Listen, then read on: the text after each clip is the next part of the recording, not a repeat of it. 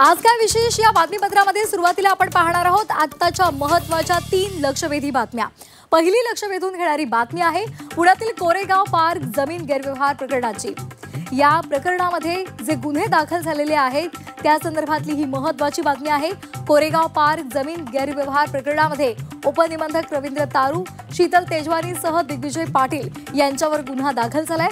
पार्थ पवार यांच्यावर मात्र गुन्हा दाखल झालेला नाही।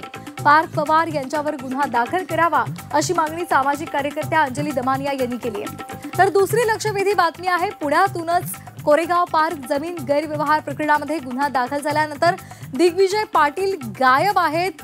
तर दुसरीकडे पुण्यामध्ये आज जागेचे मूळ वारसदार आंदोलन करणार आहेत। भीमशक्ती आणि आपही या आंदोलनामध्ये उतरणार आहेत, त्यामुळे त्या संदर्भातली माहिती सुद्धा आपण जाणून घेणार आहोत।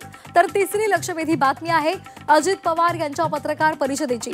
पुण्यातील कोरेगाव पार्क जमीन गैरव्यवहार प्रकरणामध्ये पार्थ पवार यांचंही नाव आल्यामुळे उपमुख्यमंत्री अजित पवार आज या संदर्भात पत्रकार परिषद घेणार आहेत। या पत्रकार परिषदेमध्ये या संदर्भात काय काय महत्त्वाचे खुलासे ते करतायत, काय प्रतिक्रिया देतायत याचा आढावा आपण या बातमीपत्रामधून घेणार आहोत।